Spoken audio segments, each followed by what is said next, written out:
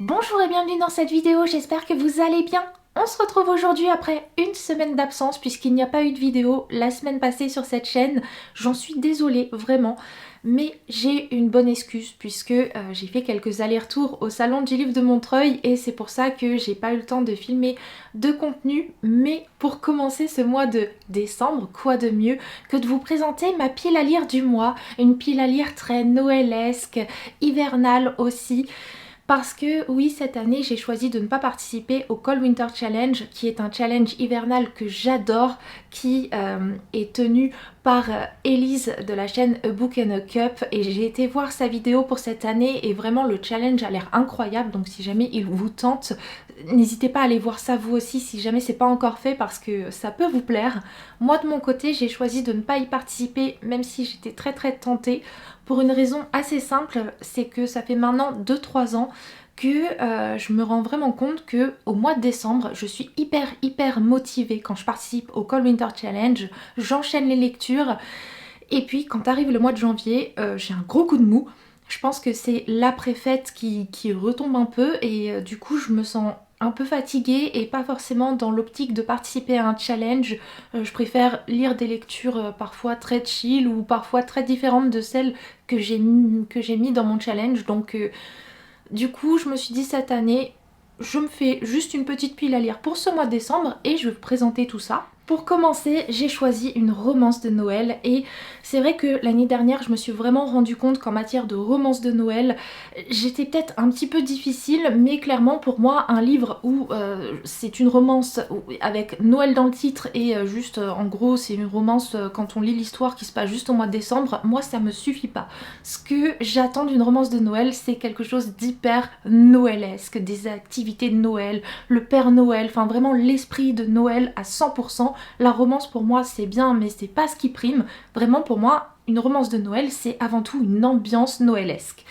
Et généralement je me suis rendu compte que la maison d'édition Hugo Roman, leur romance de Noël, généralement ça correspond plutôt à mes attentes, donc j'ai été regarder dans leurs nouveautés et il y en a une qui m'a interpellée, donc je l'ai achetée.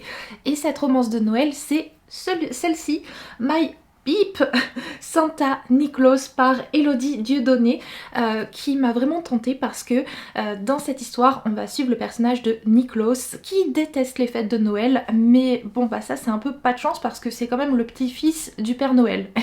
Et justement eh bien ce dernier va envoyer son petit-fils à New York pour une formation express et donc Nicklaus va débouler à New York et il va se prendre un coup de poêle à frire sur la tronche. Oui, oui. Et non, ce n'est pas Réponse qui l'a frappé, mais Ivy qui, elle est pâtissière et elle a une fille qui est mutique, qui est devenue mutique et du coup, eh bien, j'imagine que Nicklaus va apporter un peu de magie de Noël dans leur vie, même si lui, à la base, il aime pas trop ces fêtes. Ensuite, une autre romance de Noël que je compte lire au cours de ce mois de décembre, c'est L'effet boule de neige, le roman de Clara Hérault qui a été transposé en roman graphique par Marjorie et Joris Chamblin et Daphné Saporito, publié chez Hachette Roman. J'avais adoré le roman en fait, qui est ici, voilà, ce livre-là. Ce livre-là, L'effet boule de neige, j'avais adoré cette histoire et du coup, la retrouver dans cette version graphique, franchement, ça me tente trop. Dans cette histoire, on va suivre le personnage d'Iris. Iris, ça fait des années qu'elle est super amoureuse de son meilleur ami Charles. Et Charles, là, maintenant, ça fait quelques mois qu'il est parti étudier à l'étranger. Mais il va revenir passer les fêtes de Noël avec sa famille et Iris. Et donc, Iris, elle est folle de joie et elle se dit que ça y est, au cours de cet hiver, ça va être enfin le moment où elle va lui avouer ses sentiments. Donc elle l'attend à l'aéroport, elle est toute contente, elle est impatiente et là, lui il déboule avec sa petite amie. Donc tout s'écroule pour Iris. Et du coup elle va en parler à une de ses meilleures amies qui s'appelle Anastasia. Et Anastasia elle est férue de romance, donc elle va parler à Iris du fake dating. Et ça va inspirer notre demoiselle qui va se lancer dans une relation de fake dating avec nul autre qu'Alex qui est le grand frère de Charles, dans le but du coup de rendre jaloux ce dernier. Mais bon, dans ce genre d'histoire, hein, finalement, ça marche jamais comme on s'y attend. Et donc on va suivre ça et franchement c'est une histoire que j'avais trop aimée dans le roman et j'ai trop envie de la relire en fait sous ce nouveau format. Dans un tout autre registre, j'ai choisi également de lire Contes des Pays de Neige par Adrienne Ségur, publié chez les éditions Flammarion Jeunesse, qui est un recueil de 11 contes hyper hivernaux. On va y retrouver la Reine des Neiges, Baba Yaga, la Fille de l'Hiver, le tout avec les illustrations d'Adrienne Ségur. Et il me tarde bien, de me plonger dans ce très bel album et de découvrir, redécouvrir toutes ces histoires. On switch encore de registre puisque au cours de ce mois de décembre, je compte bien me plonger également dans la lecture de La Petite Princesse par Frances Hodgson Burnett, publié chez les éditions Flammarion Jeunesse. Un roman, un classique que vous connaissez peut-être sous l'appellation Princesse Sarah, puisque oui, dans cette histoire, on va suivre l'histoire de Sarah Crewe qui va aller étudier dans un pensionnat anglais très chic. Sarah, ça fait maintenant quelques années qu'elle a perdu sa maman et malheureusement, au cours du début de ses études dans ce pensionnat très coté en Angleterre, elle va également perdre son papa. Elle va donc se retrouver orpheline mais aussi ruinée. Et du coup, n'ayant plus d'argent, elle va se retrouver à devoir travailler dans le pensionnat dans lequel elle étudiait jusqu'alors. Et elle va se retrouver dans une position de servante à la fois maltraitée et affamée. Et Sarah, elle va devoir aller vivre notamment dans les combles, dans un endroit où il fait super froid. C'est pour ça que ça m'a d'ailleurs fait penser à l'hiver et que je me suis dit il faut vraiment que je lise ce livre au cours de cette saison.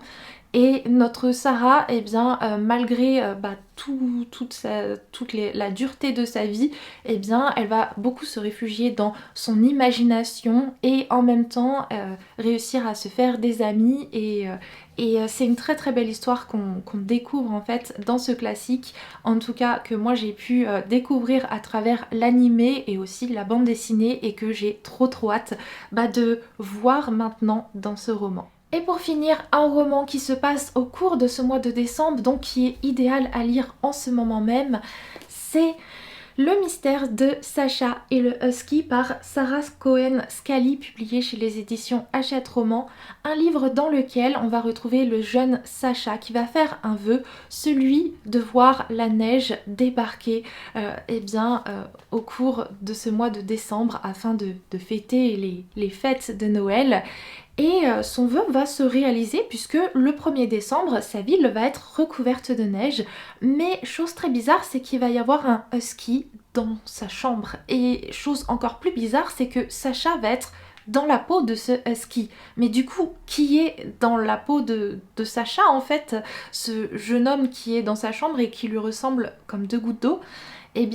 C'est un mystère que Sacha, sous sa forme de husky, et sa petite sœur Dora vont tenter d'élucider, un voyage qu'ils vont entreprendre et qui va peut-être les conduire tout droit en Laponie. Donc voilà, d'où les aurores boréales. Et une histoire du coup qu'il me tarde de découvrir qui a l'air assez intrigante. Voilà donc pour ma pile à lire du mois de décembre, qui n'est pas très grande, c'est vrai. J'ai été raisonnable tout simplement parce que j'ai de la famille qui vient chez moi un petit peu avant les fêtes de Noël et forcément à partir du moment où ils vont arriver, on va passer beaucoup de temps ensemble et je vais moins avoir le temps de lire. Donc 5 livres, ça me paraissait un bon nombre pour pouvoir en même temps lire et ne pas me mettre trop de pression en ayant trop de livres à lire au cours de ce mois-ci. Donc voilà, n'hésitez pas à me dire quels sont les livres très noëlesques ou peut-être moins noëlesques que vous comptez lire ce mois-ci. Dites-moi tout ça en commentaire. Sur ce, je vous laisse là et on se retrouve super vite pour une nouvelle vidéo.